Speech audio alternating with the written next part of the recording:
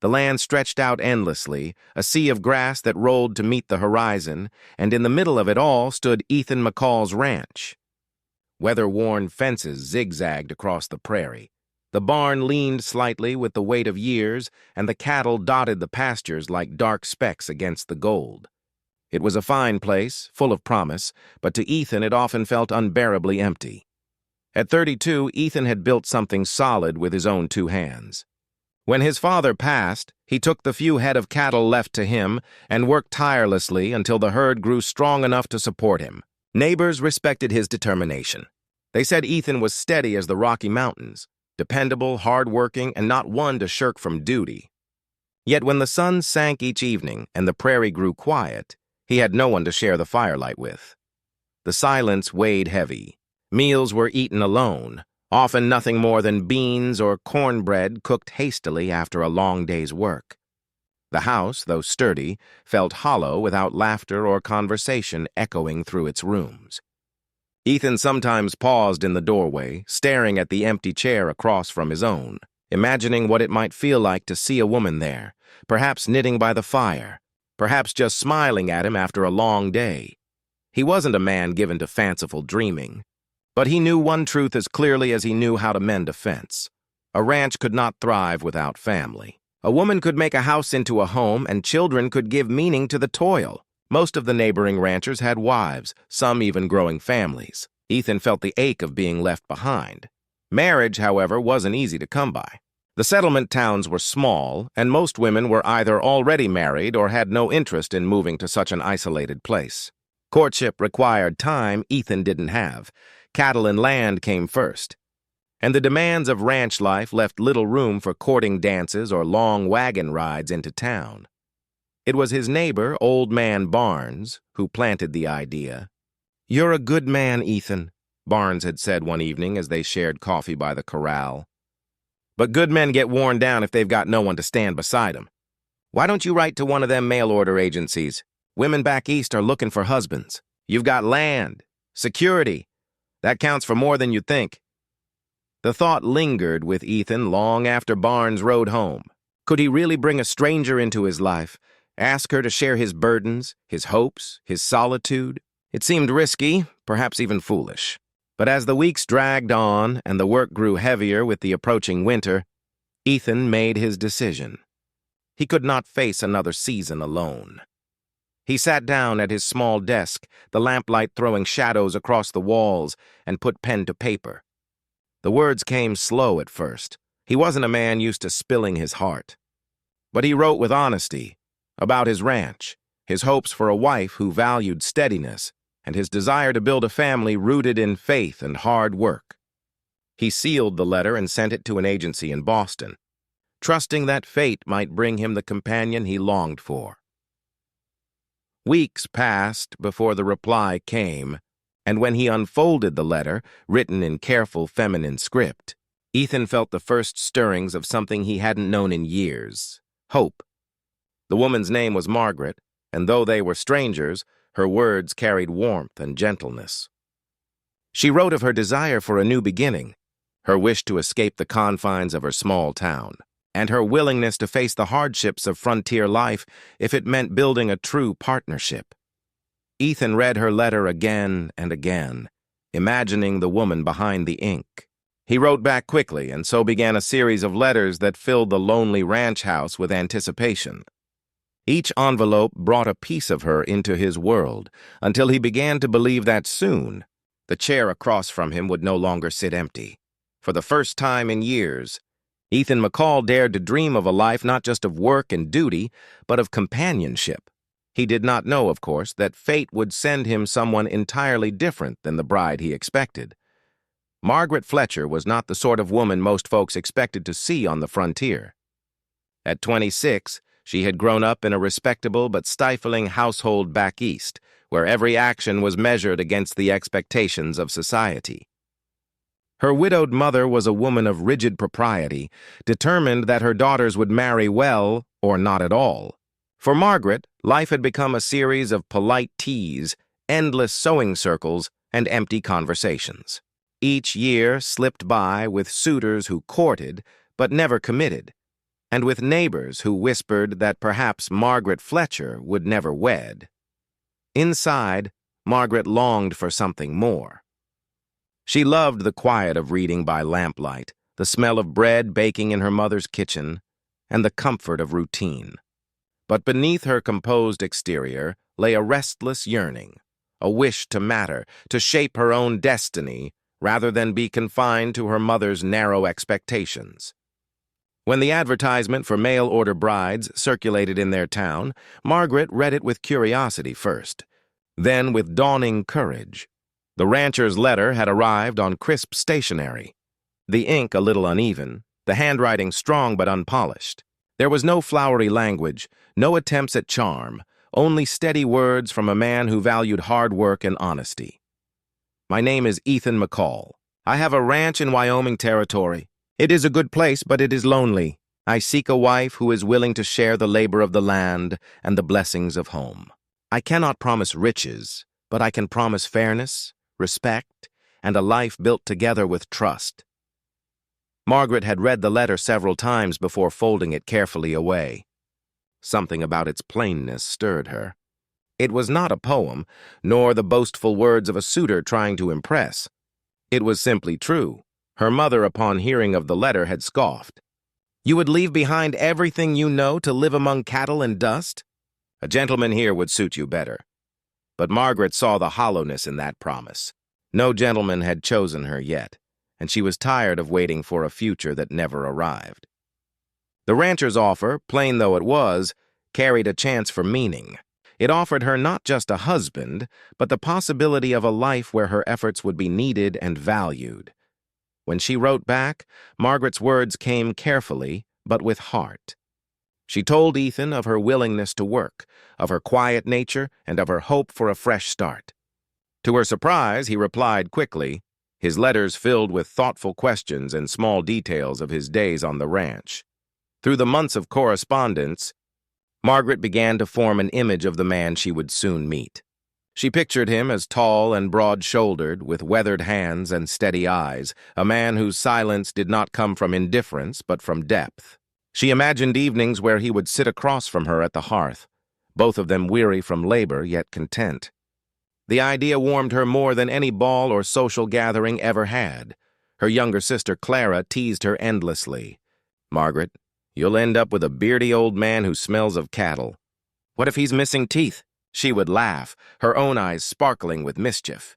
Clara was everything Margaret was not, restless, impulsive, unwilling to be bound by rules.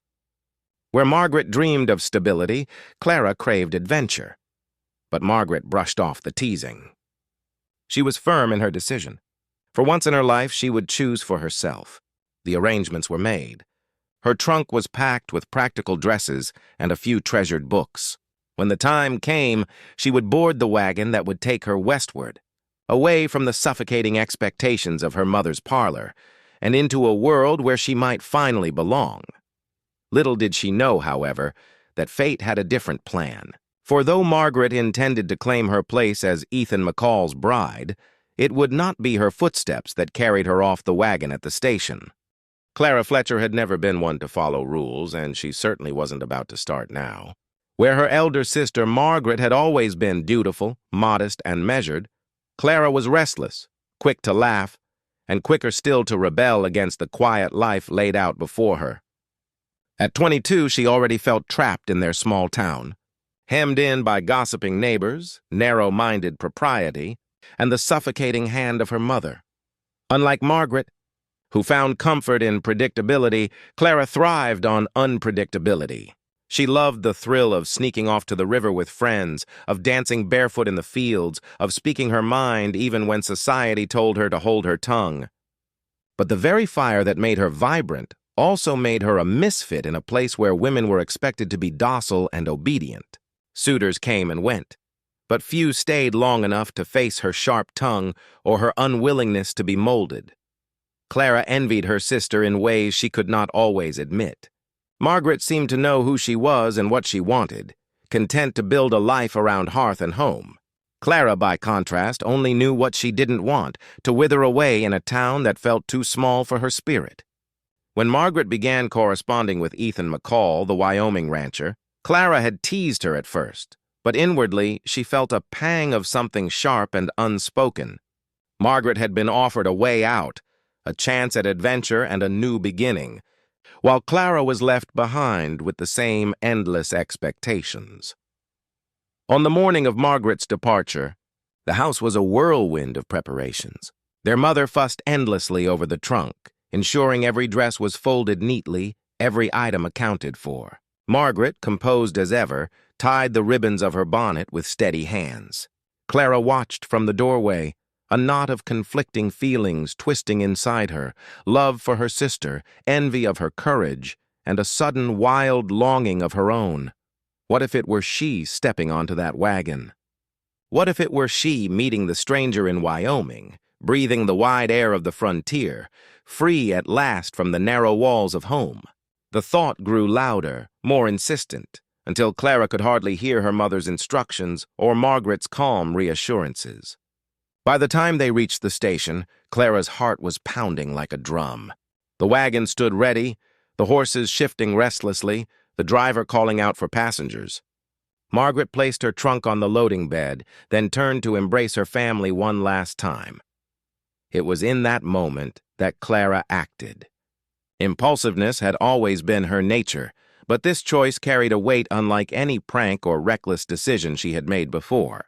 With a boldness that startled even herself, she seized her sister's hand and whispered fiercely, "Let me go, Margaret. Let me take this chance. You'll be safe here, you'll always be safe, but I need this." Margaret's eyes widened in shock, then filled with confusion and hurt. "Clara, no, this isn't a game. This is my life." But the wagon driver was urging haste, and Clara's pulse thundered in her ears. She lifted the skirts of her dress, grabbed the edge of the wagon, and climbed aboard before doubt could pull her back. She heard her mother's cry of alarm, saw Margaret's pale face blurring as the horses lurched forward, and felt the world tilt beneath her. The wagon rolled away from the familiar streets, and Clara's chest filled with a heady mix of fear and exhilaration. She had stolen her sister's future, claimed a destiny that was never meant to be hers. The letter promised Margaret to Ethan McCall, not Clara. Yet here she was, riding westward into the unknown, determined to carve out a life that finally belonged to her. For the first time, Clara felt the intoxicating taste of freedom.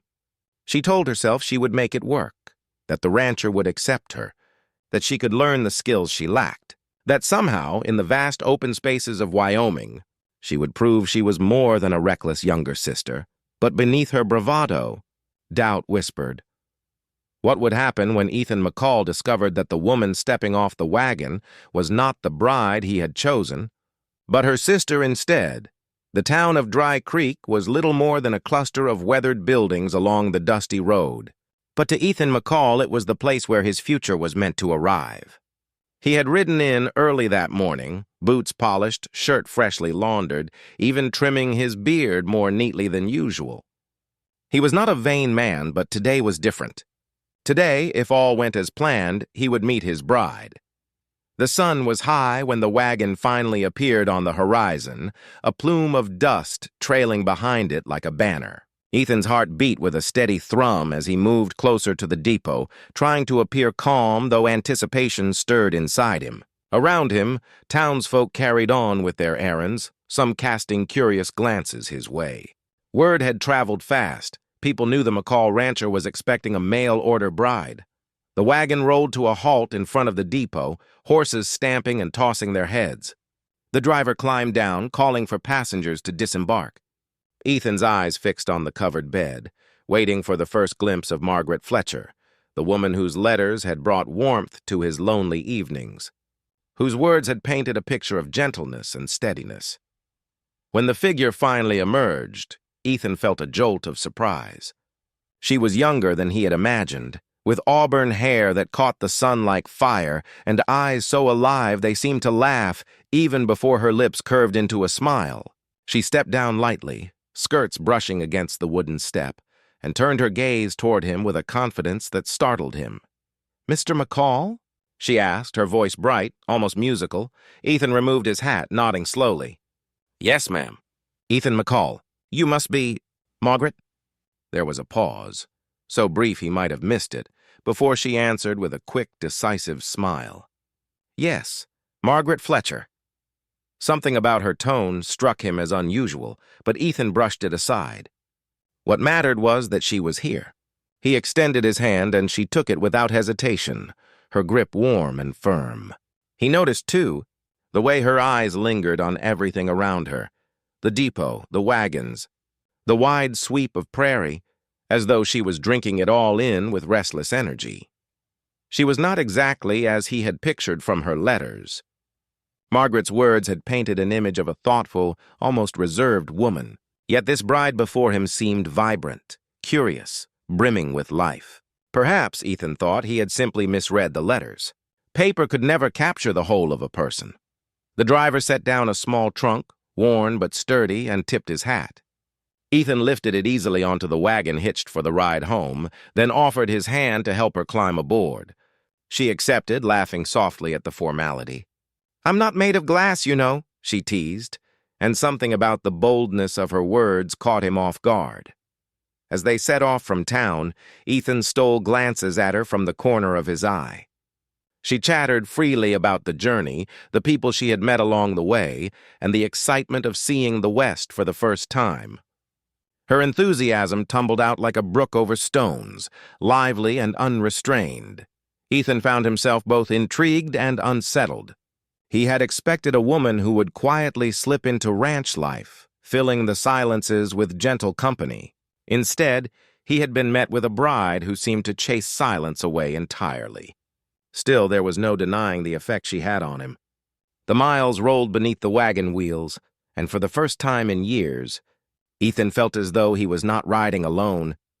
When the outline of the ranch finally came into view, the fences stretching across the golden pasture, the weathered barn, the sturdy house standing against the prairie wind, Ethan felt a flicker of pride. This was the life he had built, and now, at last, he was not returning to it alone. Clara, seated beside him under the borrowed name of her sister, leaned forward with bright, eager eyes. "So this is home?" she asked, her voice filled with anticipation. Ethan nodded, unaware of the deception hidden behind her smile. "Yes, this is home." And as the wagon rattled into the yard, the rancher and the wrong sister stepped across a threshold neither of them could yet see, toward a future more tangled than either had imagined. The first days on the McCall ranch were a blur for Clara.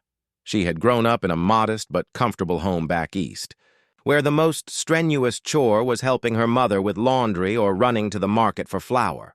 Life in Wyoming was a different world altogether, harder, harsher, and relentless in its demands. From the moment the sun crested the horizon, Ethan was already at work. He moved with the efficiency of a man who had long learned that hesitation meant ruin, checking fences, tending to the herd, hauling water, mending tools.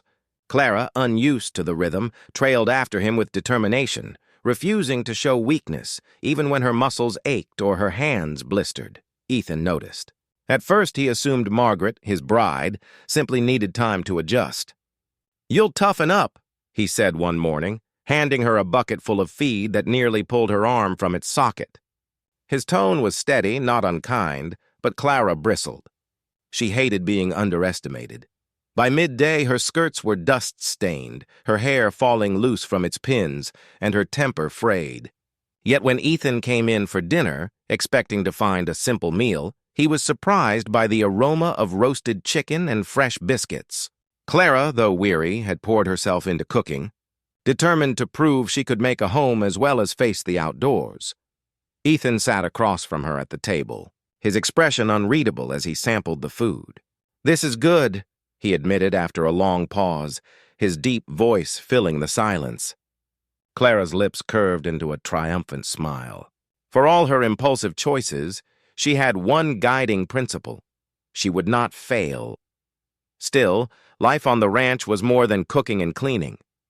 There were animals to tend, storms that swept suddenly across the plains, and nights when coyotes howled so close she felt their cries in her bones. She struggled with milking the cow, once spilling half a pail and splattering her dress.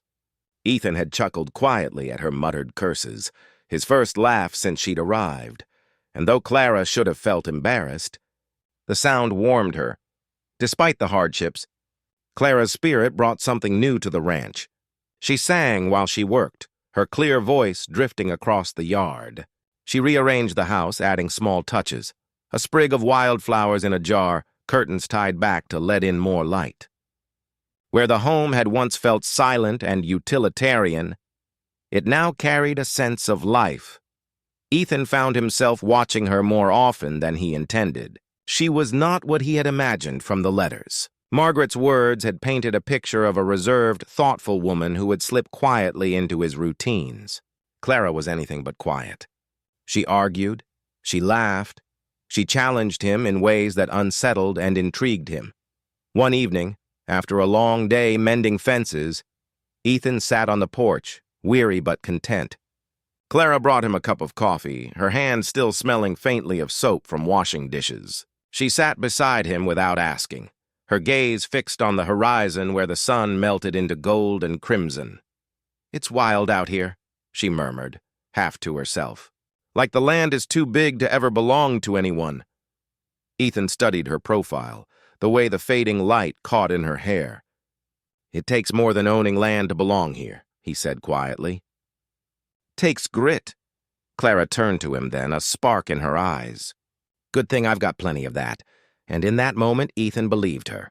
She was raw and unpolished, perhaps ill-prepared for the frontier life, but there was a fire in her that could not be ignored. For better or worse, Clara Fletcher, though he still thought her Margaret, was becoming part of the ranch, shaping it as surely as it was shaping her. What neither of them knew yet was that the cracks of truth ran just beneath the surface, waiting for the day they would split wide open. By the second month, the easy novelty of Clara's arrival began to give way to something more complicated. The ranch was no longer a mystery to her. She knew the endless rhythm of chores, the blistering sun, the sudden cold nights. She had grown stronger, her hands calloused, her body leaner from work, but her restless spirit hadn't softened. And while that spark of hers brought energy to the McCall ranch, it also brought friction. Ethan valued order. His life had been built on it. Early mornings, careful planning, the certainty that if a job was done right the first time, it didn't have to be repeated. Clara, however, was impulsive by nature. She did not see why chickens couldn't be let loose to wander near the garden. "They'll eat the bugs," she insisted. Or why horses couldn't be ridden bareback. "It's faster," she said, hair flying in the wind. Ethan, used to doing things by the book, found her unpredictable methods exasperating. One hot afternoon, their differences boiled over. Clara had decided to help mend a fence, but grew impatient hammering nails. "It doesn't have to be perfect," she muttered, wiping sweat from her brow. "The cattle won't care if it's a little crooked."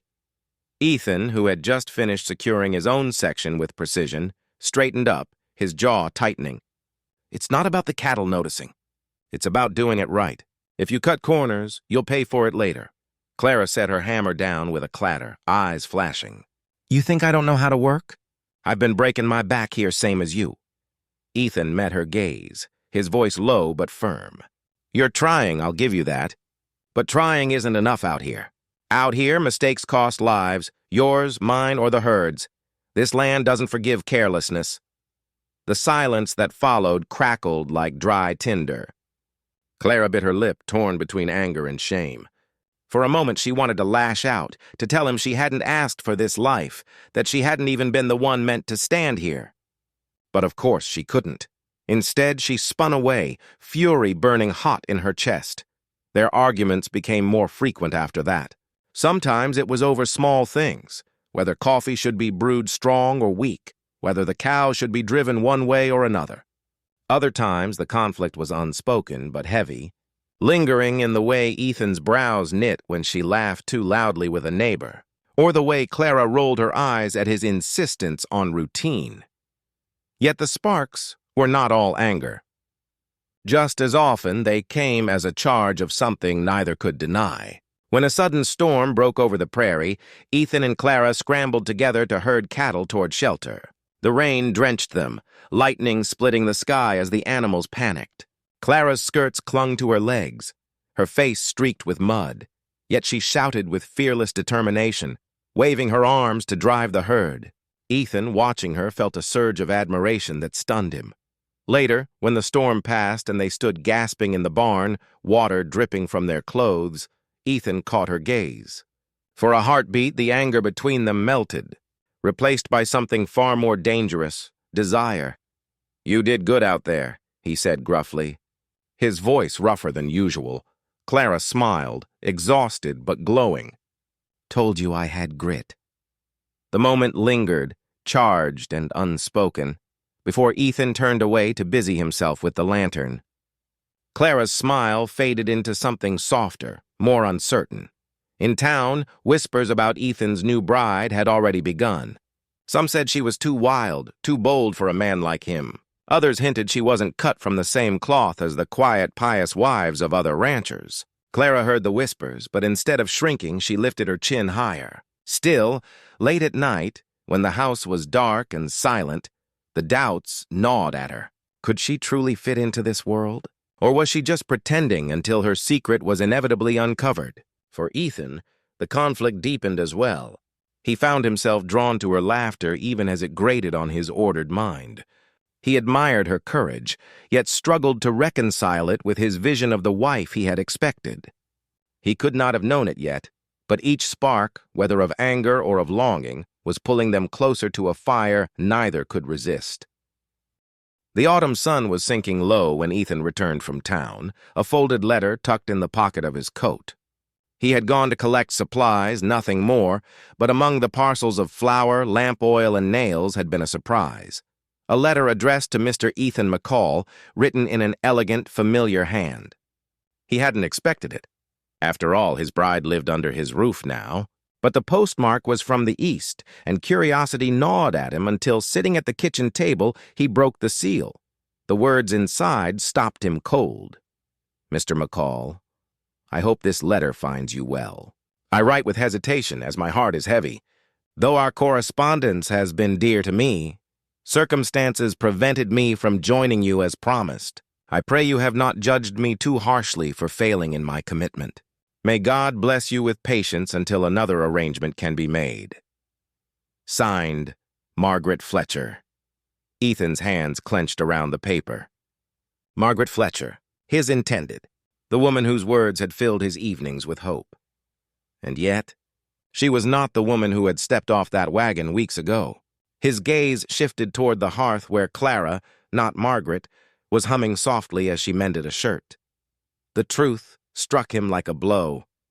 "Clara," he said, his voice tight. She looked up, her needle paused in midair. "Tell me something." "Who are you?" Her smile faltered. "I told you, I'm Margaret Fletcher, you're—" He slammed the letter down on the table, the sound sharp as a gunshot. "Don't lie to me. Margaret wrote this herself.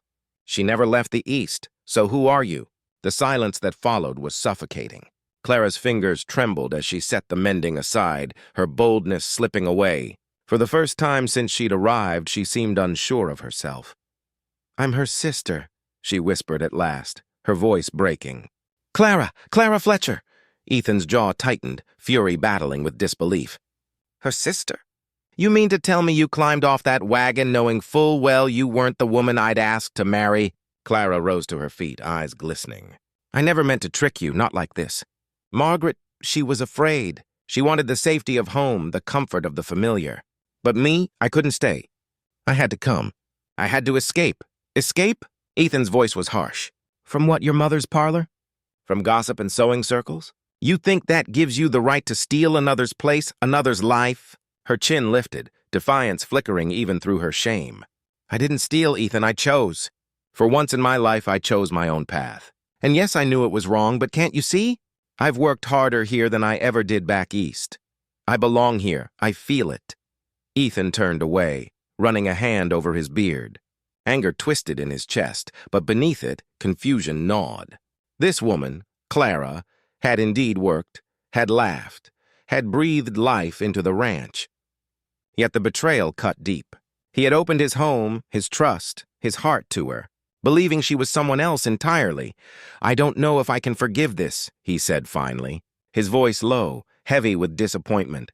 Clara's breath caught. For all her bravado, the words pierced her. "I didn't mean to hurt you," she whispered. "I only wanted a chance to be more than the reckless sister, to prove I could stand on my own." But Ethan's silence was harder than any rebuke. He walked out into the gathering dusk, leaving Clara alone in the flickering firelight. Her secret now exposed, her future hanging in the balance. That night, Clara sat by the cold hearth long after the embers died, tears slipping down her cheeks.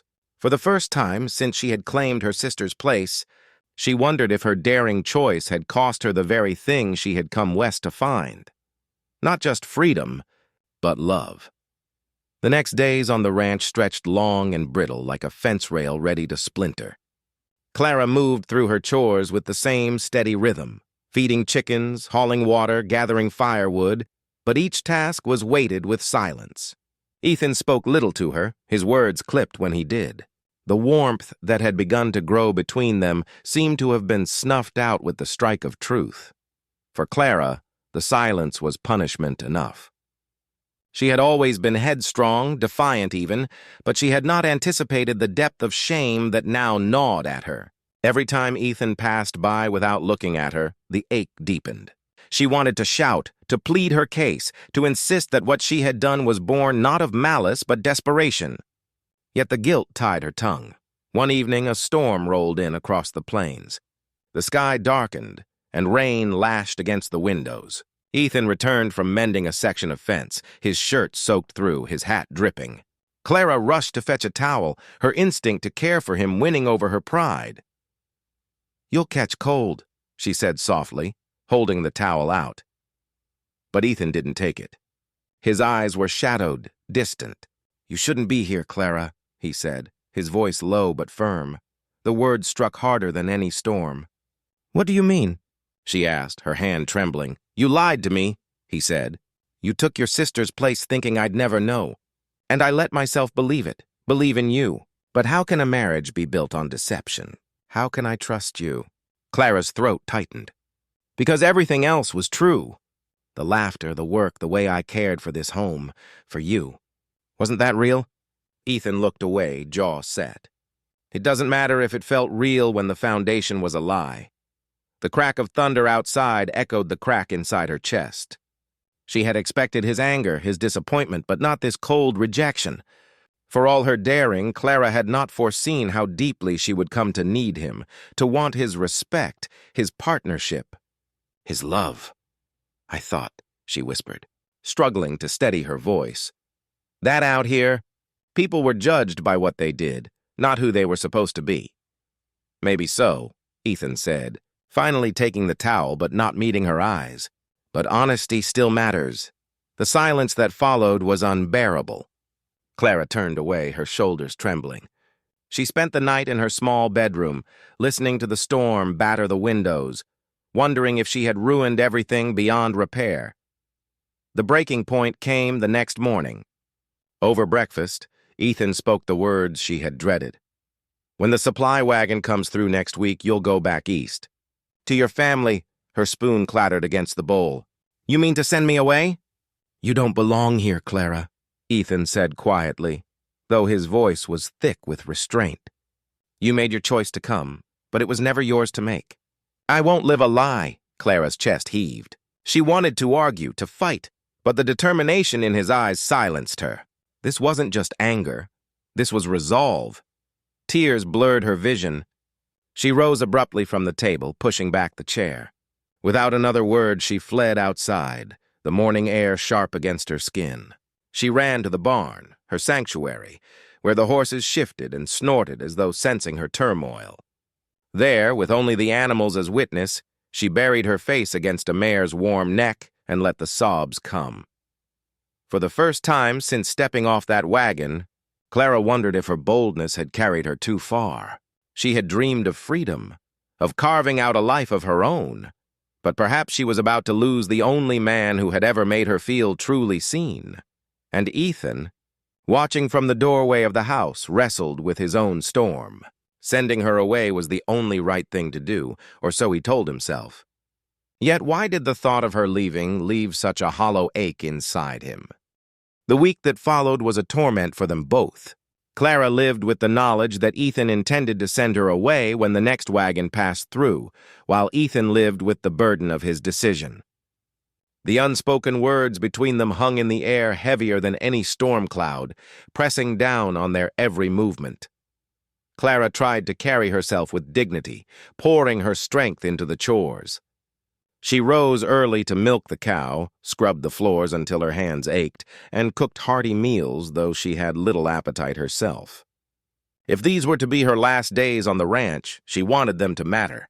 She wanted Ethan to remember that she had not come west to be idle or vain.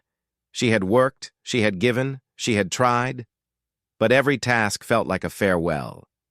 She caught herself lingering in the barn, her hand resting on the flank of a horse as though trying to memorize its warmth. She stood longer on the porch at dusk, watching the sun dip behind the horizon, as though engraving the land into her heart. Each moment whispered that she was about to lose it all. Ethan, meanwhile, struggled with the decision he had already spoken aloud. On the surface, it was simple. Clara had deceived him, and he could not build a marriage on dishonesty. But in the quiet of the night, when he lay awake listening to the soft sounds of her moving about the house, the certainty faltered. He thought of the way she laughed, quick and bright, like sunlight on water. He thought of the strength in her small hands as she steadied a colt or carried a bucket without complaint. He thought of the loneliness that had once haunted these walls and how it had ebbed since her arrival. The truth gnawed at him. Clara had lied. Yes, but she had also breathed life into his ranch and into his heart, and he was not sure he could let her go. The breaking point came one evening, 2 days before the supply wagon was due. Clara was walking back from the well, balancing 2 heavy buckets of water. Ethan was fixing a broken gate nearby, but his eyes strayed to her figure moving steadily across the yard. She stumbled slightly on a stone, the water sloshing over her skirts. But instead of cursing or complaining, she laughed softly at herself and pressed on. It was in that moment Ethan saw her not as the sister who had deceived him, but as the woman who had endured, adapted, and given herself fully to the life he lived. She was not Margaret, the polished lady of letters. She was Clara. Flawed, stubborn, fiery, and real. That night, Ethan made his choice. He found her in the barn, brushing down one of the horses, her movements slow and weary. "Clara," he said, his voice gentler than it had been in days. She turned, wary. "Yes?" He hesitated, then stepped closer. "I meant what I said before. You wronged me. You should have been honest. But sending you away..." He paused, struggling for words. "The truth is, I don't want you to go." Her eyes widened, hope flickering like a candle in the wind. "You don't?" He shook his head, his jaw tight with emotion. "This ranch is different with you in it." "I'm different. I can't deny it. You've made mistakes, but so have I, thinking that love could come in the shape of a letter. What I found here with you, it's more real than anything I ever expected." Clara's breath caught. For weeks, she had braced for rejection, for the final blow that would send her back to a life she had fled. But now, standing in the dim barn light with Ethan's steady gaze on her, she felt the first stirrings of forgiveness. "Are you saying," she whispered, hardly daring to believe. "I'm saying," Ethan replied, his voice rough but steady, "that if you'll stay, it will be as yourself. As Clara Fletcher. No lies, no pretending. Just you." Tears spilled over her lashes, but this time they were not born of grief. They were born of relief, of joy, of love finally given a chance to breathe. She nodded, unable to find the words, and Ethan reached for her hand, strong and sure. In that moment, both knew the truth. The choice of the heart was not about what had been promised, but about what had been discovered. 2 souls, scarred but steadfast, finding each other not through pretense, but through trial. The morning the supply wagon rattled into view, dust rising behind its wheels, Clara's heart lurched. For days she had lived under the shadow of its approach, believing it would carry her back east and away from the life she had carved for herself here. But now, after Ethan's words in the barn, after his quiet confession that he wanted her to stay, the wagon seemed less like a sentence and more like a test. Ethan stood beside her on the porch as the driver reined in the horses. He said nothing at first, simply folding his arms across his chest, his gaze fixed on the horizon rather than the wagon. Clara glanced at him, searching his face for doubt, for hesitation. All she saw was resolve, a steadiness that steadied her in turn. The driver called out, "Anyone needing a lift back east? I'll be stopping through the next town before heading further." Clara's breath caught. For a moment, her old fears rushed back, that Ethan might change his mind, that he might point her toward the wagon with a single word. She waited, her hands tightening on the railing. But Ethan did not move. Instead, he turned his head and looked at her, his eyes clear and unflinching. "Not today," he said. The driver gave a shrug and a nod, clucking to his horses. The wagon rolled on, creaking down the road until it was no more than a distant speck. Clara stood frozen, hardly able to breathe. Then the truth settled in. She was not leaving. She was staying, not as Margaret, not as an imposter, but as herself. She turned to Ethan, her voice trembling. "Are you certain? This isn't out of pity?" His hand found hers, rough and warm. "I don't pity you, Clara. I admire you. You've worked harder than most men I know, and you've faced every hardship without flinching. I may not have asked for you, but I'm glad it was you who stepped off that wagon." The tears she had been holding back spilled freely now, but they were tears of release, of hope reborn. She laughed through them, shaking her head. "You know, Margaret would have hated it here. The dust, the chores, the horses. She would have written you a letter of regret within a month." Ethan's mouth curved into the faintest of smiles. "Then maybe Providence knew what it was doing, sending me you instead." From that day forward, the ranch seemed changed. The heavy silence that had once lingered in its rooms lifted. Clara no longer worked with the desperation of someone proving her worth, but with the quiet confidence of someone who belonged. She planted flowers along the fence, coaxing splashes of color into the hard soil. She found ways to stretch their supplies, turning simple meals into feasts. And though Ethan still worked long hours in the fields, he found himself drawn back to the house sooner than before, eager for her laughter, her stories, the light she brought with her presence. Their bond deepened not through grand declarations, but through the steady rhythm of shared days. When a calf was born weak, Clara rose in the middle of the night to help nurse it, and Ethan saw the tenderness in her that he had once doubted. When Clara caught her hand on a nail and winced, Ethan bandaged it with a care that revealed more than words. Bit by bit, the trust that had been broken began to knit itself whole again. One evening, as they sat on the porch watching the sun melt into the horizon, Ethan reached for her hand. "Clara," he said, his voice quiet but sure, "I don't need a letter bride or a promise made by someone else. What I need, what I want, is you, just as you are." Her breath caught, her eyes shining. "And what I want," she replied softly, "is to stay by your side. Not as Margaret's shadow, not as a mistake, but as myself." In the hush of that moment, the past's weight seemed to fall away. They had come through deception, through anger, through doubt, but what remained was stronger for the trial. The ranch, once a place of solitude and silence, had become something else entirely. It was no longer just Ethan's land or Clara's refuge. It was their beginning, a place where love had taken root in the most unlikely soil and bloomed despite the odds. And as the first stars pierced the sky above, Clara leaned against Ethan's shoulder, knowing with a certainty that this time she had chosen not only her freedom but also her home.